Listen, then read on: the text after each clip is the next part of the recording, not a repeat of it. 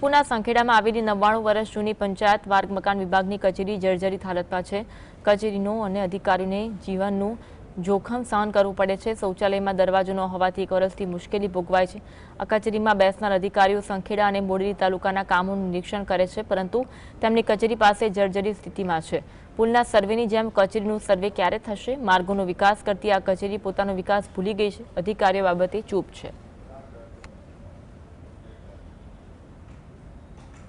છોટાઉદેપુર જિલ્લામાં વિકાસના દાવાઓ વચ્ચે પંચાયત માર્ગ મકાન વિભાગ સંખેડાની કચેરીના આપણે દ્રશ્યો બતાવ્યા તસવીરોમાં જોઈ રહ્યા છો। જે આ કચેરી છે તે 100 વર્ષ જૂની છે।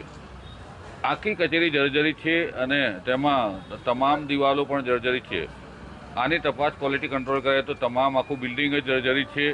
આ બિલ્ડિંગમાં સમગ્ર તાલુકાનો વિકાસ કરતા અધિકારીઓ બેસે છે। પંચાયત માર્ગ મકાન વિભાગના અધિકારીઓ હાલ આ કચેરીમાં બેસે છે અને તાલુકાનો જે વિકાસના કામો ચાલે છે તેની કામગીરી કરે છે। જે કચેરી બિસ્માર હાલતમાં હોય તે કચેરી આખા તાલુકાનું ડેવલપ કેવી રીતના કરતા હશે તે તો સવાલ ઉઠી રહ્યા છે, જ્યારે અધિકારીઓ પણ આ કચેરી બનાવવા માટે કોઈ કામગીરી કરતા નથી। તેનો આ વરવો નમૂનો છે। રફીક ધણીવાલા, GSTV।